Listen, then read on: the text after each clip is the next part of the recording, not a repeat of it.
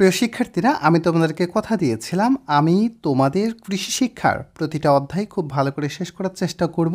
এখান থেকে কি ধরনের এমসিকিউ আসবে এবং সৃজনশীলে কিভাবে লিখতে হবে প্রত্যেকটা জিনিস আমি পার্ট বাই পার্ট আকারে আলোচনা করব। তবে আমি যেভাবে তোমাদেরকে পড়াবো তোমরা অবশ্যই ভিডিওটি শুরু থেকে শেষ পর্যন্ত সেভাবেই দেখবে। এরপরে যদি তোমাদের কোনো প্রশ্ন থাকে অবশ্যই তোমরা কমেন্ট করবে। এর ওপরে যদি অন্য কোনো ভিডিও দেওয়া লাগে তাহলে আমি ভিডিও দিব, কিন্তু অবশ্যই তোমরা ভিডিওটি শুরু থেকে শেষ পর্যন্ত দেখবে এবং মনোযোগ সহকারে, এবং সাথে একটা জিনিস খাতা এবং কলম রাখবে। আমি এখানে বেশ কয়েকটা পয়েন্ট তোমাদেরকে নোট করে দিব, এই জিনিসগুলো তোমরা খাতার মধ্যে নোট করবে। ঠিক আছে, তো চলো আমরা বাংলাদেশের কৃষি ও আন্তর্জাতিক প্রেক্ষাপট সম্পর্কে যে অধ্যায়টা আছে এই অধ্যায়টার বিস্তারিত জানব। তার পূর্বে তোমাদেরকে একটা জিনিস মাথায় রাখতে হবে, বাংলাদেশের কৃষির সাথে কিন্তু আন্তর্জাতিক প্রেক্ষাপট, আন্তর্জাতিক মানে কি, অর্থাৎ বাংলাদেশের বাইরের যে দেশগুলো আছে, যেমন কি হতে পারে, ভারত হতে পারে, চীন হতে পারে, মালদ্বীপ হতে পারে, মিয়ানমার হতে পারে, ইউএসএ হতে পারে, যুক্তরাষ্ট্র ইউএসএ হতে পারে, তারপর হচ্ছে তোমার কানাডা হতে পারে। এই যে দেশগুলো আছে এই দেশগুলোর সাথে বাংলাদেশের যে কৃষি ব্যবস্থাটা আছে এটা কতটুকু সামঞ্জস্য বা তার সাথে কতটুকু মিলে কতটুকু অমিল আছে, এই জিনিসটাই মেইনলি এই অধ্যায়ে আলোচনা করা হয়েছে। দেখো, এই অধ্যায়ের প্রত্যেকটা পার্ট কিন্তু এভাবেই সাজানো হয়েছে। তো আমি তোমাদেরকে এই জিনিসটাই ভালো করে বোঝানোর চেষ্টা করব প্রত্যেকটা লাইন থেকে, এবং কোন লাইন থেকে এমসিকিউটা আসতে পারে, এমসিকিউটা কীভাবে আসতে পারে বা সৃজনশীলটা কীভাবে আসতে পারে সেই প্যাটাটা থেকে এই জিনিসটাই আমি মেইনলি তোমাদের সাথে আলোচনা করব। তো চলো আমরা এখন শুরু করি। কৃষি বাংলাদেশের অর্থনীতির মেরুদণ্ড। যদি বলা হয় বাংলাদেশের অর্থনীতির মেরুদণ্ড কি, তাহলে এমসিকিউতে আসবে কৃষি। তাহলে কি অর্থনীতির মেরুদণ্ড হচ্ছে কৃষি? এই শিল্পায়নের যুগেই দেখো, এই শিল্পায়নের যুগেও বাংলাদেশের কৃষির উপর সম্পূর্ণ নির্ভরশীল। যদি তোমাদেরকে প্রশ্নে আসে এমসিকিউতে, আবারও বলছি এমসিকিউতে যদি আসে যে শিল্পায়নের যুগেও কিসের উপর নির্ভরশীল বাংলাদেশ, তাও কিন্তু আসবে কৃষির উপর নির্ভরশীল। এটাও কিন্তু এমসিকিউ আসতে পারে। আন্তর্জাতিক কৃষির সাথে তুলনা করলে অনেক ক্ষেত্রেই বাংলাদেশ পিছিয়ে আছে, এটা স্বাভাবিক, এটা আমরা জানি। বাংলাদেশ যেমন কৃষিপ্রধান দেশ, আমরা মাছে ভাতে বাঙালি, এটা এমসিকিউতে আসবে, এটা নোট করে রাখবে। তবুও ধান উৎপাদনে আমরা ভিয়েতনাম, যুক্তরাষ্ট্র, চীন, জাপান প্রভৃতি দেশ হতে অনেক পিছিয়ে আছি। আন্তর্জাতিক প্রেক্ষাপটে বাংলাদেশের কৃষি বিজ্ঞানীরা প্রতিযোগিতামূলক অবস্থানে যাচ্ছেন। এক সময় বাংলাদেশে বিশ্বের ৭৫% পাট উৎপাদন হতো। খেয়াল করে দেখো, এক সময় বাংলাদেশে বিশ্বের ৭৫% পাট উৎপাদন হতো। ৭৫% পাট উৎপাদন হতো, এটা কিন্তু এমসিকিউর জন্য খুবই ইম্পর্ট্যান্ট।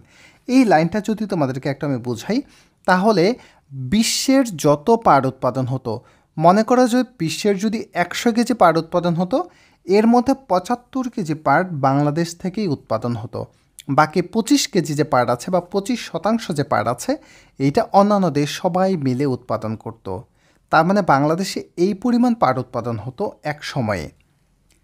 কিন্তু ধানের চাহিদা ও কৃত্রিম আঁশের ব্যবহার বেড়ে যাওয়ার কারণে পাটের উৎপাদন কৃষকরা কমিয়ে দিয়েছে। এখন আমাদের দেশে যেহেতু জনসংখ্যা বাড়ছে, পাট তো আমরা খেতে পারি না, আসলে পাটের বস্তা, তারপর হচ্ছে বিভিন্ন ধরনের চট, এগুলো আমরা তৈরি করি। কিন্তু আমাদের যে প্রধান চাহিদা সেটা কি? খাবার। এই যে খাবারের যে চাহিদা আছে, এই খাবারের চাহিদা থেকেই কিন্তু পাটের ব্যবহারটা মানুষজন কমিয়ে দিয়ে খাবারের দিকে মুভ করছে। যেমন কি আমরা কিন্তু ধান আবাদ করছি, তারপর হচ্ছে আমরা ভুট্টা, গম, অন্যান্য যে আবাদগুলো আছে এইগুলা ফসলগুলো কিন্তু চাষাবাদ বাড়াইছে কিসের মাধ্যমে? পাট চাষটার কমানোর মাধ্যমে।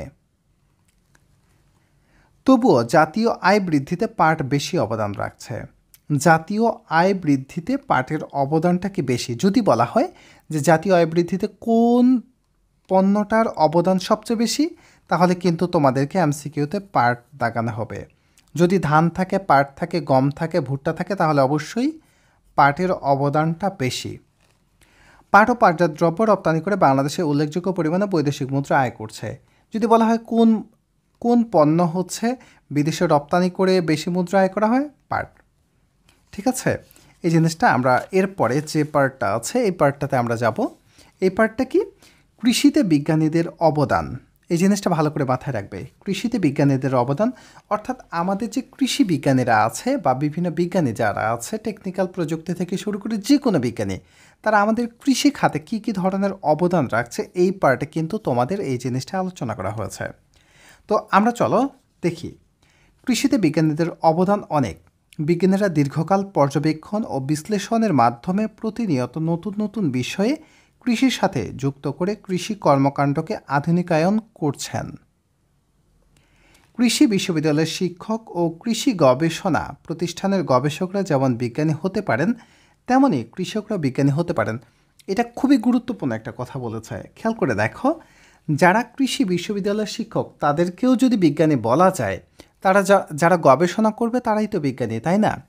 তো আবার কৃষি গবেষণা প্রতিষ্ঠানে যারা গবেষণা করছেন তারাও বিজ্ঞানী, তারাও নতুন নতুন উদ্ভাবন করছেন, নতুন নতুন জাত উদ্ভাবন করছেন, নতুন নতুন প্রযুক্তি উদ্ভাবন করছেন। ঠিক তেমনি আমাদের যে কৃষক আছে যারা, তাদেরকেও কিন্তু বিজ্ঞানী বলা যায়। কেন বলা যায়? খেয়াল করে দেখো, পূর্বকালে যখন প্রাচীনকালে এই ধরনের বিজ্ঞানী ছিল না, তখন কারা বিজ্ঞানীর কাজ করতো? কৃষকরাই করতো। এখন তোমাদের যে ধানটা আছে, এই ধানের মনে করো যে এবার ফলনটা ভালো হয়েছে, নতুন একটা জাত নিয়ে আসছিলা, তোমার বাবা করলো কি? তোমার বাবা যদি আদৌ কৃষক হয়ে থাকে, তাহলে উনি করছে কি, সেখান থেকে কিছু বীজ ধান আলাদা করে সংগ্রহ করে পরবর্তী আবাদের জন্য রাখছে বা পরবর্তী চাষাবাদের জন্য রাখছে। এটা থেকে আবার উনি চাষাবাদ করলো, দেখলো যে এই ফসলটাকে কয়েকবার রিকেপ করার ফলে কিন্তু এখান থেকে নতুন একটা জাত উদ্ভাবিত হতেও পারে।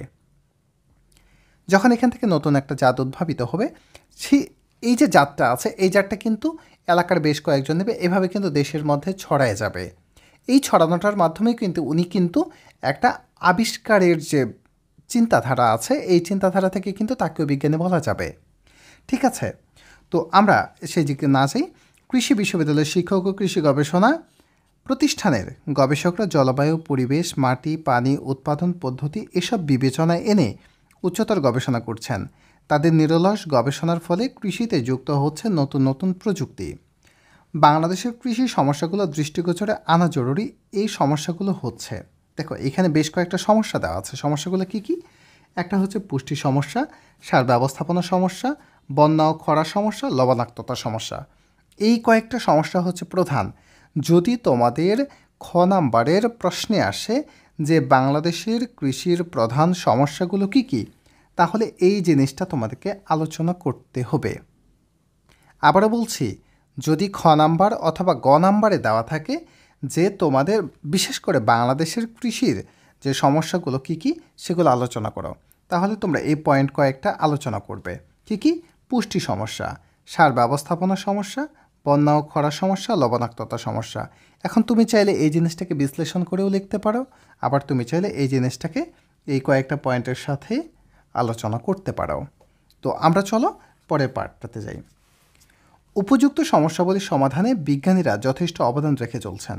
কোন কোন সমস্যাগুলো? এই যে কয়েকটা সমস্যা আছে, এই সমস্যাগুলো সমাধানের জন্য কি করছে? বিজ্ঞানীরা অবদান রেখে চলছে। কিভাবে? এটাকে কিভাবে সমাধান করা যায় এই ধরনের পরিচর্যা করে বা তারা গবেষণা করে। সারা দেশে পুষ্টি সমস্যার সমাধানের জন্য বিজ্ঞানীরা দেশকে 30টি অঞ্চলে ভাগ করেছেন। খেয়াল করে দেখো, 30টি অঞ্চলে।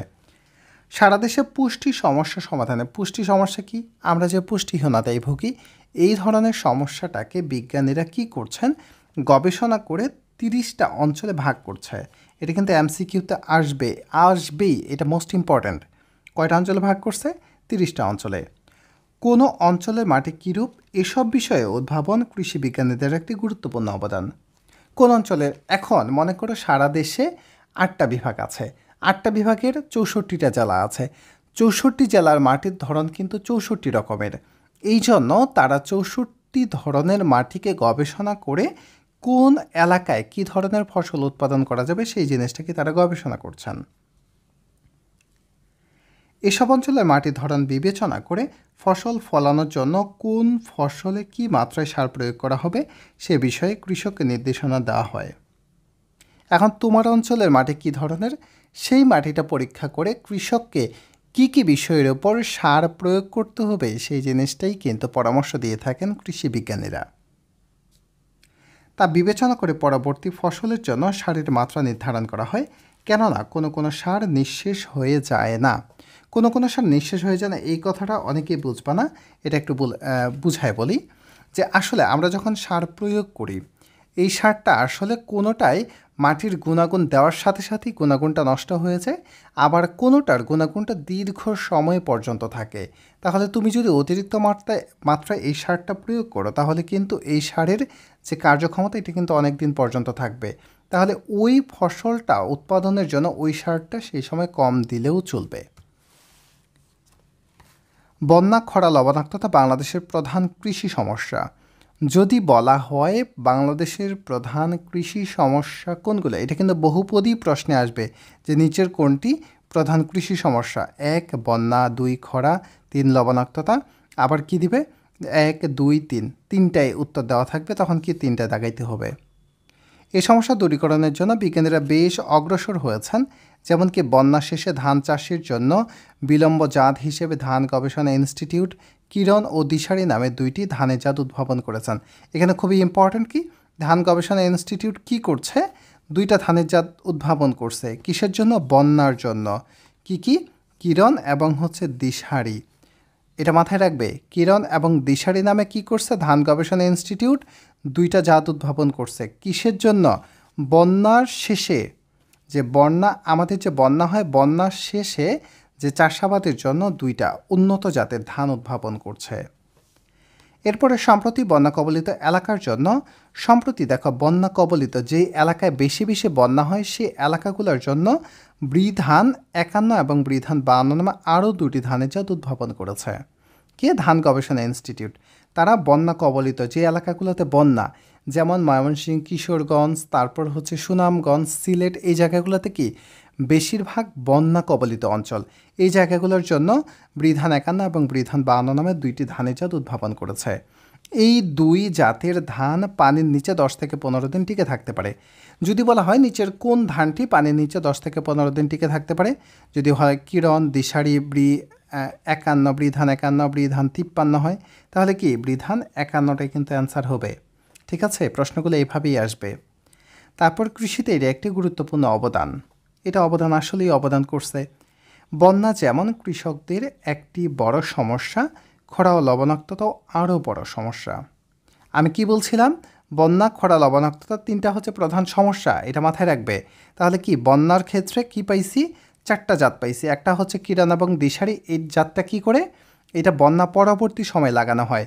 আর যদি বলা হয় বন্যা কবলিত এলাকার জন্য কোন 2টা জাত, একটা হচ্ছে বৃধান 51 এবং বৃধান 52। এরপরে বিজ্ঞানীরা বৃধান 56 এবং বৃধান 57 নামে খরা সহনশীল ধান উদ্ভাবন করেছে। দেখো খরা সহনশীল জাত কোনটা, বৃ56 এবং বৃ57, 2টা খরা সহনশীল। খরা মানে কি, যেই জায়গায় তোমার সূর্যের তাপটা অনেক বেশি পরিমাণে থাকে, বৃষ্টিপাত কম হয়, মাটি ফেটে চৌচির হয়, এই জাতটার জন্য যেখানে মেইনলি পানির সংকট বেশি থাকে, সেই জিনিসটাকে সহনশীল মাত্রায় নিয়ে আসার জন্য বৃধান 56 এবং বৃধান 57 নামে 2টা জাত উদ্ভাবন করেছে কে, ধান গবেষণা ইনস্টিটিউট। উপকূল অঞ্চলের লবণাক্ততা সমস্যা দূর করার জন্য, লবণাক্ততা মানে কি যে অঞ্চলে লবণ বেশি, সমুদ্রের সাইডগুলোতে লবণ বেশি, যেমন সাতক্ষীরা, বাগেরহাট, খুলনা, এই সাইডগুলোতে কিন্তু লবণের পরিমাণটা বেশি। এই জন্য ওই অঞ্চলগুলোর জন্য কি করছে, যে লবণাক্ততার সমস্যা দূর করার জন্য বৃধান 54 এবং 47 উদ্ভাবন করা হয়েছে। অভিজ্ঞতার মধ্য দিয়ে কৃষকরা নতুন নতুন আবিষ্কার করে কৃষিতে নতুন মাত্রা যোগ করেছেন। যেমন ঝিনাইদহের হরিপদ কাপালি হরিধান নামের একটি ধান নির্বাচন করেছেন।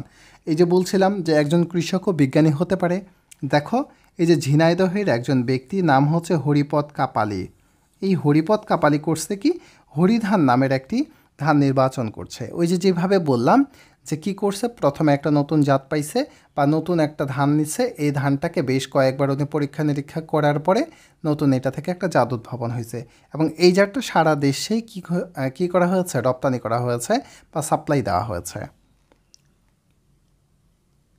এইসব বীজের একটি বাড়তি সুবিধা হচ্ছে বিজ্ঞানীরা লক্ষ্য করেছেন, অর্থাৎ কি, এই যে উদ্ভাবিত বিশেষ অঙ্গ হিসেবে ব্যবহার করা হচ্ছে, এই ধরনের বীজের প্রজননে মাতৃগাছের সকল গুণাগুণ হুবহু পাওয়া যায়। এই যে যেই ধানটা এখন কি মায়ের পেট থেকে তো সেই সেই জাতেরই সন্তান বের হবে। অর্থাৎ মায়ের যেমন বৈশিষ্ট্য থাকবে, সন্তানের বৈশিষ্ট্য কাছাকাছি থাকে, ঠিক সেরকম আমরা যেই জাতটা থেকে, যেই ধানের জাত থেকে অন্য একটা নতুন ধানের জাত উদ্ভাবন করব, সেই জাতটা তো সেই ধরনেরই হবে, তাই না? ঠিক এই কথাটাই এখানে বলতেছে যে দেখো মাতৃগাছের সকল গুণাগুণ হুবহু পাওয়া যায়। ফুলের পরাগায়নের সময় জীবতাত্ত্বিক বীজে মাতৃগাছের গুণাগুণ যুক্ত হওয়ায় সুযোগ থাকে, কিন্তু অঙ্গজ প্রজননে সে আশঙ্কা থাকে না। অঙ্গজ প্রজনন মানে কি? অঙ্গজ মানে হচ্ছে অঙ্গ থেকে যে প্রজননটা ঘটানো হয়।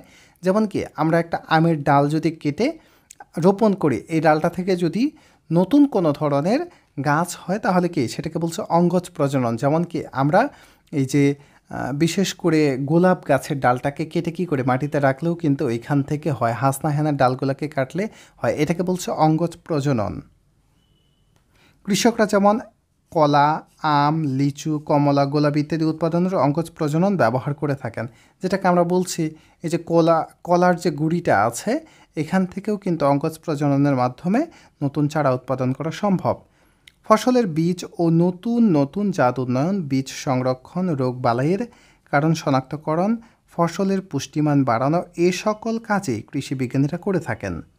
এমনকি ফসল সংগ্রহের পর বিপণন পর্যন্ত ফসলের নিরাপত্তা বিধান ও স্বাস্থ্যসম্মত বজায়ের যাবতীয় প্রযুক্তি কৃষি ও অন্যান্য বিজ্ঞানীরা গবেষণার মাধ্যমে সম্পন্ন করছে। প্রত্যেকটা জিনিস আসলে বিজ্ঞানীরা গবেষণা করে আমাদের কৃষির উপযোগী নতুন করে যে জাতগুলো আছে, এই জাতগুলো আসলে উদ্ভাবনের চেষ্টা করছেন। কৃষির সঙ্গে বিজ্ঞানীরা নানা শাখার কর্মকাণ্ড জড়িত। এছাড়াও কি মৃত্তিকা বিজ্ঞান, মৃত্তিকা মানে কি?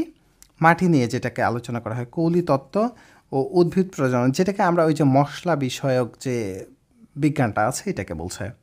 প্রজনন বিজ্ঞানীরা তথ্য ও প্রযুক্তির উদ্ভাবন ও প্রয়োগের মাধ্যমে অবদান রাখছেন। পশু পাখি পালন ও তাদের চিকিৎসার ক্ষেত্রে অপর একদল বিজ্ঞানী ক্রমাগত, যেটাকে পশু পাখি পালন, এটাকে বলছে ভেটেরিনারি ডিপার্টমেন্ট। কিন্তু মৎস্য লালন পালন, প্রজনন, উৎপাদন ও বিপণনের ক্ষেত্রে একদল বিজ্ঞানী অবদান রাখছে। খেয়াল করে দেখো, আমি একটা জিনিস তোমাদেরকে বলি যে বিশেষ করে বাংলাদেশের প্রত্যেকটা সেক্টরে আলাদা আলাদা বিজ্ঞানীরা কাজ করছেন। যেমন যারা ধান নিয়ে কাজ করেন বা ধান গবেষণায় কাজ করেন, তারা শুধুমাত্র ধান নিয়েই কাজ করেন, তারা কিন্তু অন্য সেক্টরে কাজ করেন না। আবার যারা পশু পাখি নিয়ে কাজ করেন, তারা শুধুমাত্র পশু পাখি নিয়ে কাজ করেন। নাহলে কিন্তু নতুন জাত বা নতুন ধরনের কোনো কিছু আবিষ্কার সম্ভব না, একজন 2-3টা সেক্টরে কাজ করে না। আবার যারা মনে করো যে বিভিন্ন মশলা নিয়ে কাজ করে, তারা শুধুমাত্র মশলা গবেষণা নিয়েই কাজ শুরু করে। আবার মনে করো যারা মাছ নিয়ে কাজ করে, তারা শুধুমাত্র মাছের চাষাবাদ, মাছের রোপণ, মাছের বিপণন কীভাবে করা যায়, এই জিনিসগুলো নিয়ে গবেষণা করে থাকে।